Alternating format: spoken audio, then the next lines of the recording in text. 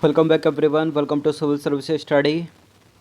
देखिए यूपीपीएससी समीक्षा अधिकारी वाले जितने भी स्टूडेंट हैं री एग्ज़ाम 2016 का जिनको देना 2020 में जो हो रहा है 20 सितंबर उसकी डेट है। तो टेस्ट सीरीज चल रही है, उसके लिए भी प्रैक्टिस करते रहिएगा। 11 टेस्ट कंप्लीट हो गए थे अपने ऑलरेडी। यह टेस्ट नंबर 12 है और इसमें हम फोकस करने वाले हिंदी के प्रश्नों पर। हिंदी इम्पोर्टेंट है, हिंदी के बिना सिलेक्शन लेना समीक्षा अधिकारी में असंभव जैसा है। तो 60 प्रश्न आते हैं, इम्पोर्टेंट है। एक प्रश्न 1 अंक का है। तो चलिए स्टार्ट करते हैं। और इससे पहले की वीडियो में बता दिया है कि 60 प्रश्नों में से 10-10 प्रश्न आते हैं, किन किन टॉपिक से आते हैं वो देख लीजिएगा। टेस्ट नंबर 11 उसके लिए। तो क्वेश्चन नंबर 1 है समीक्षा अधिकारी 2016 हिंदी टेस्ट सीरीज़। कलंक का विलोम बता दीजिए।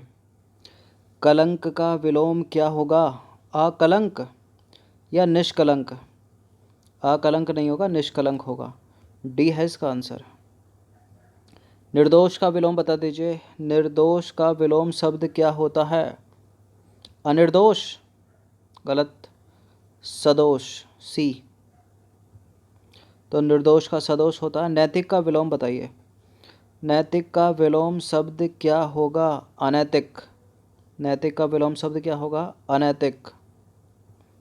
तुकांत का विलोम क्या होगा? तुकांत का विलोम शब्द क्या है? अतुकांत। क्या है? अतुकांत, सी। क्वेश्चन नंबर 5 पर आ जाइए। ज्येष्ठ का विलोम शब्द बताइए। ज्येष्ठ शब्द का विलोम शब्द क्या होगा इनमें? ज्येष्ठ का होता है कनिष्ठ, ऑप्शन नंबर डी। शुद्ध वर्तनी का चयन करना है आपको। त्रिदोष किस तरह से लिखेंगे? त्रैदोष, त्रिदोष, त्रिदोष, या फिर ये वाला सही है त्रिदोष।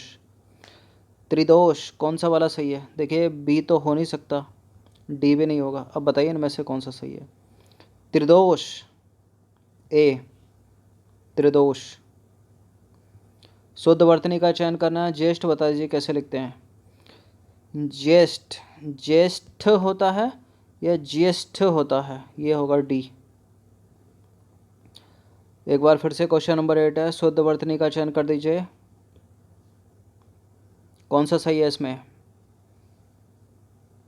परामुखपेक्षी होता है या फिर परमुखपेक्षी होता है या परमुखपेक्षी होता है या परमुखापेक्षी होता है?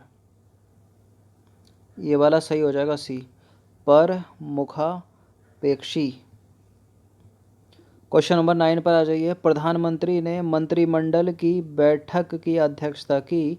मंत्रिमंडल की शुद्ध वर्तनी कौन सी है इनमें? कैसे लिखा जाएगा शुद्ध मंत्रिमंडल? देखिए लिखने को तो आप इस तरह से भी लिख देते हैं मंत्रिमंडल, ये तो गलत है। एक ये तरीका है, एक ये है। अब बताइए इनमें से कौन सा सही है? देखिए ये शुद्ध वर्तनी नहीं है, ना ही ये शुद्ध वर्तनी है, ये वाली शुद्ध वर्तनी है, मतलब सी हो जाएगा इसका, मंत्रिमंडल। निम्न में से अशुद्ध वर्तनी का चयन करना है। अशुद्ध वर्तनी का चयन करिए इसमें से। वीरेंद्र शुद्ध वर्तनी है। विभीषण शुद्ध वर्तनी है। केंद्रीय कर्ण, केंद्रीय कर्ण शुद्ध वर्तनी है। वृष्टि गलत है। वृष्टि कैसे लिखते हो? इस तरह से वृष्टि लिखा जाएगा, मतलब विलोम वाला वाह आएगा, बगुले वाला वाह नहीं आएगा, या बकरी वाला वाह नहीं आएगा इसमें। क्वेश्चन नंबर 11 से 15 तक कुछ निर्देश हैं। रेखांकित वाक्यांश के लिए एक शब्द का चयन करना है। तो 11 से 15, 11 में क्या आ जाता है? ईश्वर को ना मानने वाला। बड़ा ही आसान सा प्रश्न है ये। ईश्वर को मानने वाला आस्तिक है और ना मानने वाला जो मानता है वो आस्तिक है, जो नहीं मानता है वो नास्तिक है। मतलब ईश्वर को मानने वाला हो गया, ना मानने वाला जो है वो आस्तिक हो गया। इसका आंसर बी हो जाएगा। आस्तिक जो मानता है, सॉरी, इसका आंसर सी हो जाएगा। ईश्वर को ना मानने वाला नास्तिक और जो मानता है वो आस्तिक। जो मानता आस्तिक, जो ना मानता नास्तिक, सी। आँखों के सामने घटित घटना पर विश्वास तो करना ही पड़ेगा। आँखों के सामने के लिए शब्द बताना है। प्रत्यक्ष सही है, परोक्ष? प्रत्यक्ष, सी। क्वेश्चन नंबर 13 पर आ जाइए। विधानमंडल द्वारा पारित या स्वीकृत विधि क्या कहलाएगी? नियम, अध्यादेश, विनियम, अधिनियम। क्या कहलाएगी? अधिनियम, ऑप्शन नंबर डी। जिसने देश के साथ विश्वासघात किया हो, विद्रोही? नहीं। विश्वासघाती? नहीं। देशद्रोही, सी। जिसके आर पार देखा जा सके, ये तो आसान सा प्रश्न है। जिसके आर पार देखा जा सके, पारदर्शी। जिसके आर पार ना देखा जा सके, अपारदर्शी। क्वेश्चन नंबर 16 पर आ जाइए। निम्नलिखित में तत्सम शब्द बताना है आपको। तत्सम शब्द ऐसे शब्द हैं जो संस्कृत से आए हैं और सामान्य बोलचाल की भाषा के शब्दों को तद्भव शब्द कहते हैं, जिनकी उत्पत्ति का पता नहीं। और तत्सम शब्दों की उत्पत्ति संस्कृत शब्दों से हुई है। इतवार एक तद्भव शब्द है, सामान्य बोलचाल का शब्द। हुलास तद्भव शब्द है। अचरज तद्भव शब्द है। अम्लिका यहाँ पर जो है वो तत्सम शब्द है, डी है इसका आंसर। तो अम्लिका एक तत्सम शब्द है, इसका तद्भव होता है इमली। क्वेश्चन नंबर 17 पर आ जाइए। निम्न में तद्भव शब्द बताना है, यानी सामान्य बोलचाल का शब्द। कागज एक तद्भव शब्द है। घोड़ा एक तद्भव शब्द है, घोड़े का तत्सम घोटक होता है। चौकोर भी एक तद्भव शब्द है। ये सारे के सारे तद्भव हैं, डी है इसका आंसर। तो देखिए, कागज एक तद्भव शब्द है, इसका तत्सम बनेगा कज्जल। चौकोर एक तद्भव शब्द है, इसका तत्सम बनेगा चतुष्कोण। घोड़ा एक तद्भव शब्द है, इसका तत्सम बनेगा घोटक। क्वेश्चन नंबर 18 पर आ जाइए। निम्नलिखित में से तत्सम शब्द का चयन करना है आपको।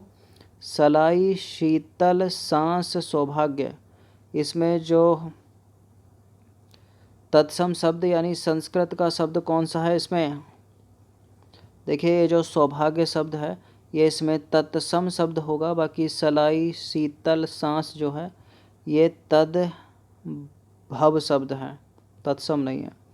तो देखिए, सौभाग्य तत्सम शब्द है, इसका तद्भव होता है सुहाग। अन्य शेष तद्भव शब्द हैं, जैसे सलाई तद्भव है, सलाकी का तत्सम है, सांस का श्वास तत्सम है, शीतल का शीतल तत्सम है, याद रखिएगा।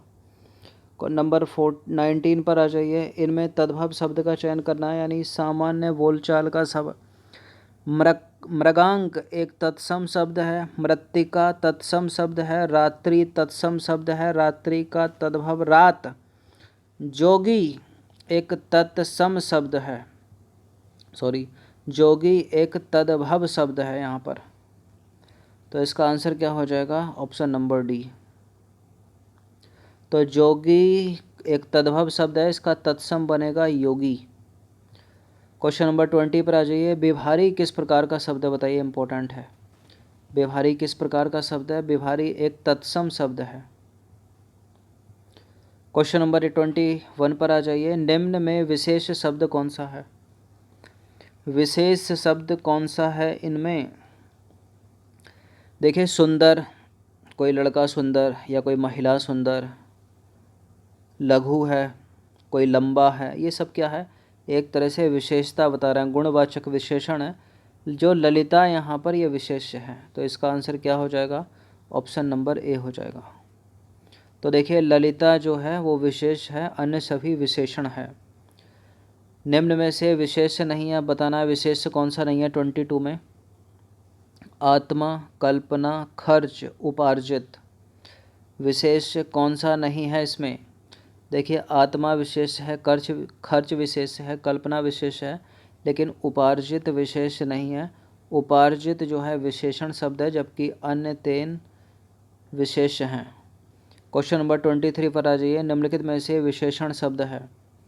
विशेषण शब्द इनमें से कौन सा है? अपेक्षा, अध्यात्म, उपन्यास या आग्नेय।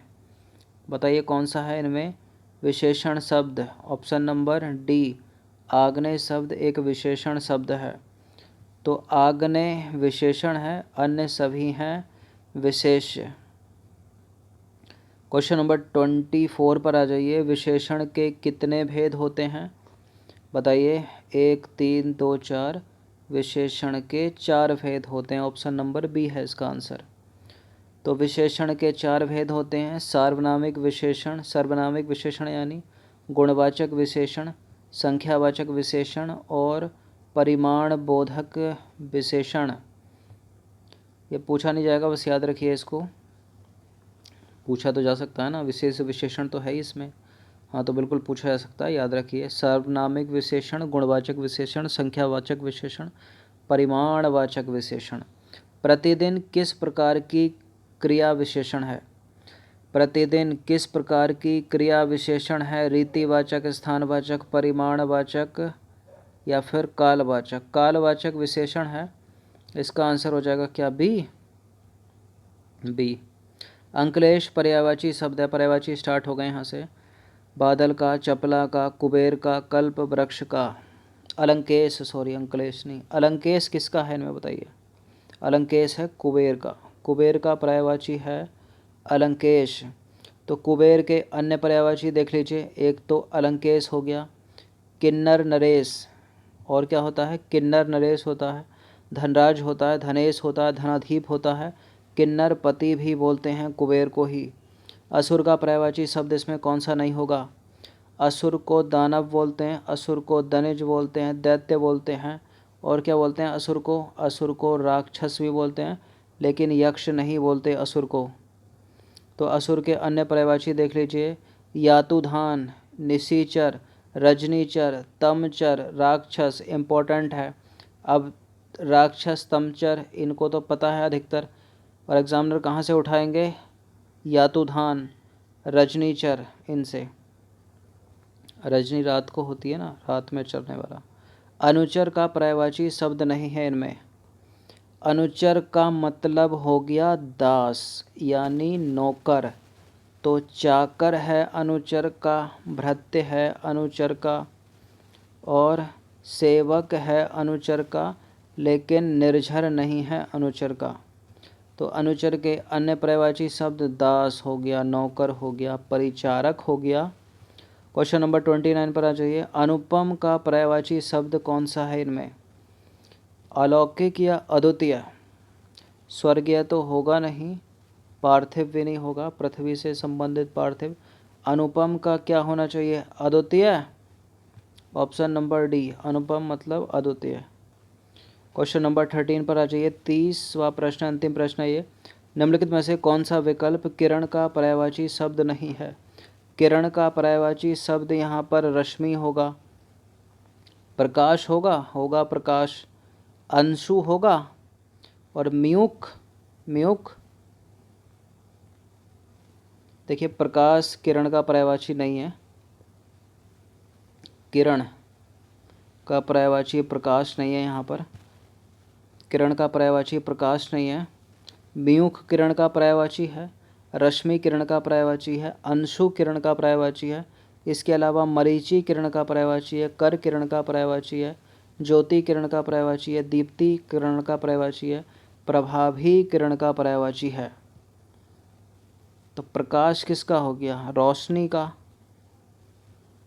रोशनी का पर्यायवाची हो गया प्रकाश। बाकी किरण के हो गए मयूख, रश्मि, अंशु, और क्या हो गए? मरीचि, कर, ज्योति, द्वीप्ति और प्रभा। तो 30 प्रश्न थे इंपॉर्टेंट, अच्छे से इसका रिवीजन कर लीजिएगा समीक्षा अधिकारी के लिए। धन्यवाद।